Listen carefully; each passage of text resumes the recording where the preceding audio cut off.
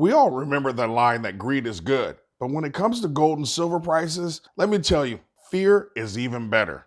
The real question is, will gold and silver prices continue to rise? Boy, oh boy, this video has a real chance of blowing up in my face and not aging well. And even if I'm right, no one ever goes back and gives you the credit for being right. I guess that makes me a dodo bird for doing this, but let's go ahead with the video anyway. As true believers in gold and silver and as investors, we spent the last few years in particular watching prices go up and down. And I gotta tell you, sometimes I feel like the biggest bearish gold bull in the world. So don't get mad at me right now, and I don't mean to act like a wet blanket, but I gotta do what I gotta do. Silver and gold prices have absolutely exploded, and we all know exactly why. Good old-fashioned fear. And of all the factors that influence the price of gold, nothing moves the price like FUD. Fear, uncertainty, and doubt. While I've spent the last several days trying to recover and get my sweet, sexy voice back, fine, you may not think it's sexy, but Mrs. Stacker does, and then you could just take that. At any rate, while recovering, I've had the opportunity to watch a lot of videos, and the nonstop barrage of articles and commentary and hyperbole going around. And most of it is from, the little boys that have been crying destruction, dollar collapse, and all the other fear tactics over the last few years. It's been insane to watch them dislocating their shoulders, trying to pat themselves on the back. I don't pretend to have a crystal ball or a time machine, so I truly don't know if they're correct this time or if they're just grabbing on the threads that put them in the best light. But what disturbs me the most is that most of these people have a financial interest in fanning the FUD, especially the fear part, as it helps them sell more of their product, getting your clicks or whatever it is. I keep hearing how a couple of dealers on YouTube are discussing how much gold and silver they've sold over the last few weeks. As the saying goes, never ask a salesperson if you need their product. So let's just stop the insanity like the suit and powder book in the 1990s. Some of y'all will get that later. Here's what I can assure you as an investor. Awareness of your emotions can't be understated. Your unchecked emotions and their fanning of the FUD flames is a potentially terrible mix for you financially.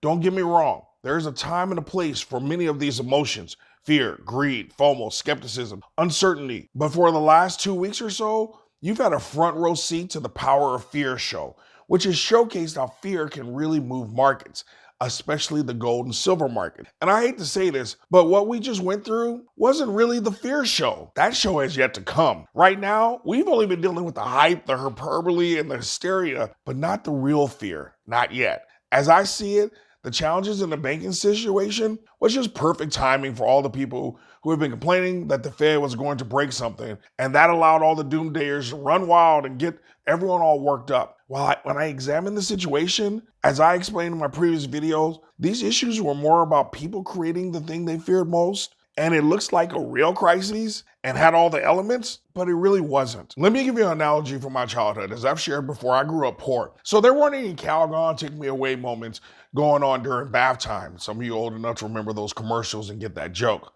Basically, mama wasn't spending any extra money on stupid stuff like bubble bath. If you wanted bubbles in your bath, you had to get a bar of soap and rub it real hard, or get it lathered up against a dish rag or something, or you had to get some of the dish soap and agitate it in water like crazy, and you can get yourself some fake bubbles. Come on. I can't be the only person who did this growing up. Regardless, we made it work, and while it technically was a bubble bath, you weren't exactly going to brag about your dish soap bubble bath to anyone. Why does this matter? What we are experiencing right now is fake fear, and the market always gives back gains from fake fear. This is important because I know it's killing some of you to watch prices rise and not buy anything. I know it's killing me too. It's hard not to wonder whether this is the last time we'll be able to buy gold at a spot price of $19.50 or so. What I do know is the more this price continues to run up, the more convinced I am that the market will eventually give it back. Think historically. It is very rare that something shoots up in price and doesn't come back down. Markets tend to move stepwise, slowly building a base higher and higher. While there are still folks out there rubbing the heck out of the bar of soap, trying to convince you that this bubble bath is real, and the critical moment when everything changes for gold, I'm not so convinced, folks. When in doubt, don't listen to the faceless dude on YouTube. I want you to evaluate the situation for yourself. For a year now and more than 100 videos, this channel has been about teaching you how to understand and evaluate the markets for yourself. I never want you just to take my word. Heck, I might be wrong. I want you to be your own investor and own your own results. And so with that, Here's some of the reasons why I think this is a bar soap bubble bath and not the real deal Calgon taking me away bubble bath. Remember, as investors, we must learn to focus on the conditions, not the predictions. 1. The banks didn't break. This was a good old-fashioned bank run that could have happened at any time if enough of us decided to take our money out of the system. What we've experienced is just the inherent risk with our fractional banking reserve structure. Relax. 2. The Fed and government had to jump on this because their goal isn't to break the banks. They're trying to break the real estate market, zombie corporations, and Wall Street. For decades, we have existed and even become addicted to ZIRP, zero interest rate policy. And because of everything going on with our debt and geopolitics, and especially the BRICS trying to challenge the dollar as the world's reserve currency, we as the United States cannot simply continue with this zero interest monetary policy. If you really get this concept, then what Powell, the Fed, and even the government is doing right now makes a ton more sense.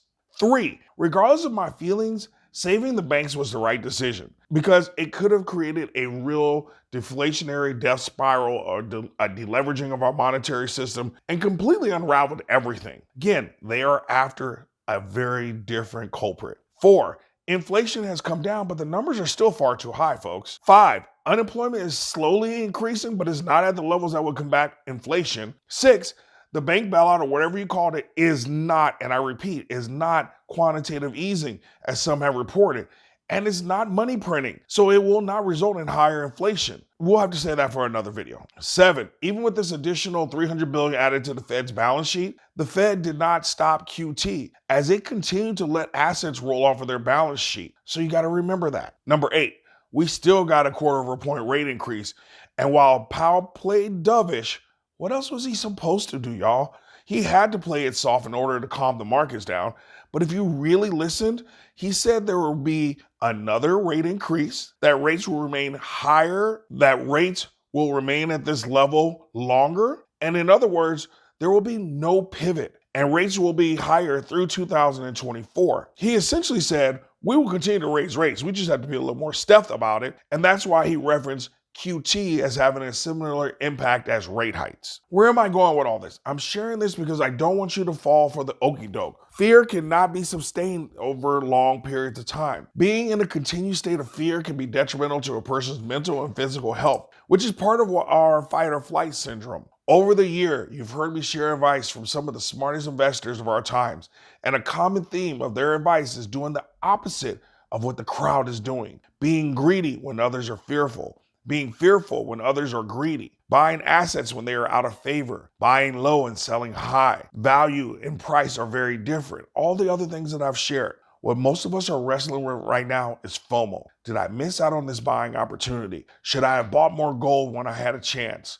All the different things that I've seen over the last few days. The short answer, in my opinion, is no. Prices will come back down. Here's the irony. Go back to my videos in March and April of 2022. I'm telling you the exact same thing I said after Russia invaded Ukraine. Prices spiked over $2,000 and continued to drop over the next several months all the way to October and November. I'm not saying that's going to happen in the exact same way, but wow, it really does rhyme. Look at this year's chart and last year's chart from January through March. Don't they look incredibly similar? Please don't play the role of Charlie Brown and let the market play Lucy. She's only going to move the ball away at the last second, and you're only going to go flying into the air. Don't focus on gold prices right now. Focus on the underlying conditions. While they are favorable, they still need more time. It's like baking a turkey, and you can cook it on a high temperature, and it will look done and beautiful on the outside, but when you put a thermometer in there, you realize it needs a little more time. The fear is making it look like the market is ready, but it isn't. So you don't need to FOMO.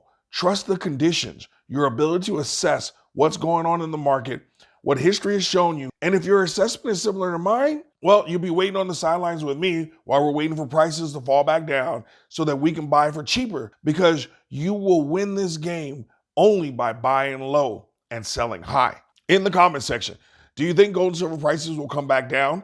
If so, how high do you think it will go right now? And how low do you think it will go eventually? What's your target price range? Or simply put an A+ in the grade book comment section, because you're always my A+ students for listening all the way through. And also, if you've got any good home remedies to deal with laryngitis, Put those in the comments because your boy's struggling and I'll take any suggestion now. Always act smarter and never stop learning.